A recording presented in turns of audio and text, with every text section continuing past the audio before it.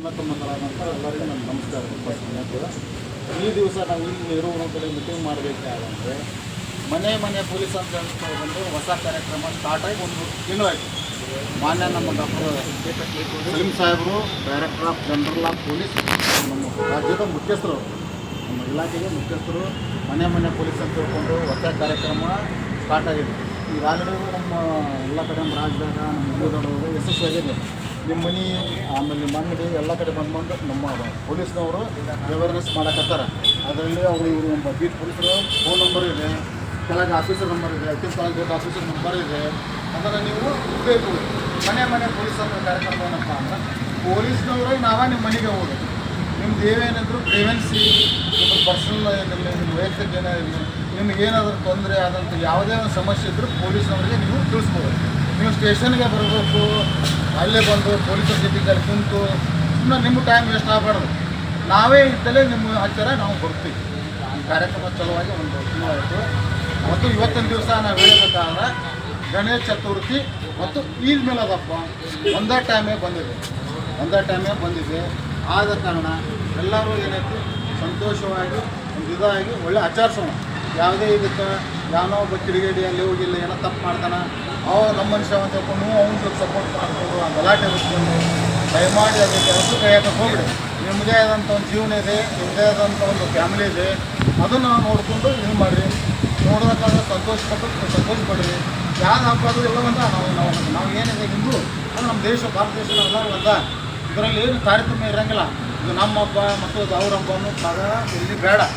ಆ ಉದ್ದೇಶಕ್ಕೆ ಎಲ್ಲರೂ ಕೂಡಿ ಒಂದೇ ಟೈಮ್ ಈ ಹಬ್ಬ ಬಂದಿದ್ದರಿಂದ ಗಣೇಶ ಚತುರ್ಥಿ ಆಯಿತು, ಈದ್ ಮಿಲಾದ್ ಆಯಿತು, ಎಲ್ಲರೂ ಕೂಡಿಕೊಂಡು ಸಂತೋಷವಾಗಿ ಹಬ್ಬ ಮಾಡೋಣ. ಇದಕ್ಕೆ ಯಾವುದೇ ರೀತಿ ಅಂತ ಏನಿಲ್ಲ ಕಿಡಿಗೇಡಿಗಳಿಗೆ ಅಂಥವ್ರಿಗೆ ಏನಿದೆ ಅಸ್ಪಷ್ಟತೆ ಕೊಡಕ್ಕೆ ಹೋಗಬೇಕು. ಎಲ್ಲರೂ ಕೂಡ ಸುತ್ತಕ್ಕೆ ಹಬ್ಬ ಮಾಡೋಣ. ಆ ಉದ್ದೇಶಕ್ಕೆ ಇದು ಸಣ್ಣ ಒಂದು ನಮ್ಮನ್ನ ಬೀಟ್ ಮೊಲ ಮೀಟಿಂಗ್ ಅಂತ ಮಾಡಿದ್ವಿ. ಇದರಲ್ಲಿ ನಾವು 20 ಜನ ಇದ್ದರು, ನೀವು ಹೋಗಿ ಮತ್ತು 4 ಮಂದಿ ತಿಳಿಸ್ತೀವಿ. ಇಲ್ಲಪ್ಪ ನಮ್ಮ ಏರಿಯಾಕ್ಕೆ ಬಂದಿದ್ದು ಪೊಲೀಸವರು ನಮ್ಮೆಲ್ಲ ಹಿಂಗೆ ಹೇಳಿದ್ರು, ಸಂತೋಷ ಮಾಡೋಣ.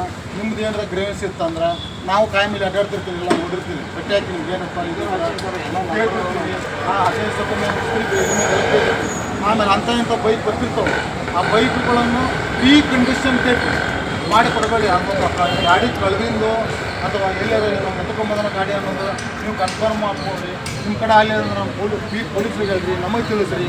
ಯಾಕಂತ ಕೆಲವೊಂದು ಬೈಕ್ ಸಿಕ್ಕಾಪಟ್ಟೆ ಲಿಫ್ಟ್ ಆಗತ್ತೆ.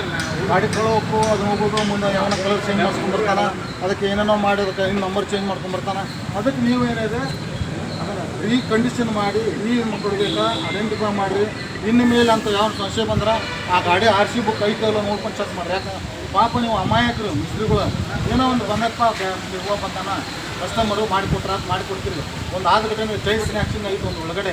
ಆ ಬೈಕ್ನಲ್ಲಿ ಚೈನ್ ಸ್ನ್ಯಾಚಿಂಗ್ ಇತ್ತು. ಯಾವುದೋ ಬೈಕ್ ಕಳು ಮಾಡ್ಕೊಂಡು ಹೋಗಿ ಆ ಬೈಕಿಗೆ ಕಲರ್ ಬೇರೆ ಹೊಡಿಸಿ ನಂಬರ್ ಚೇಂಜ್ ಮಾಡಿಸಿ ಅದನ್ನು ಸ್ವಲ್ಪ ಮೊಡಿಫೈ ಮಾಡಿಸಿದ್ದ ಒಬ್ಬ ಮಿಸ್ತ್ರಿ ಕಡೆಯಿಂದ. ಆ ಮಿಸ್ತ್ರಿನೂ ಏನಿದೆ ಜೈಲಿಗೆ ಹೋದ. ಅದಕ್ಕೆ ದಯಮಾಡಿ ಇಂಥ ವಿಷಯ ಯಾರು ಹೇಳ್ಯಾರ ನಿಮಗೆ, ಯಾರು ಹೇಳಂಗಿಲ್ಲ. ಒಂದು ಸಣ್ಣ ಉದಾಹರಣೆ ಹೇಳ್ತೀನಿ ನಿಮಗೆ.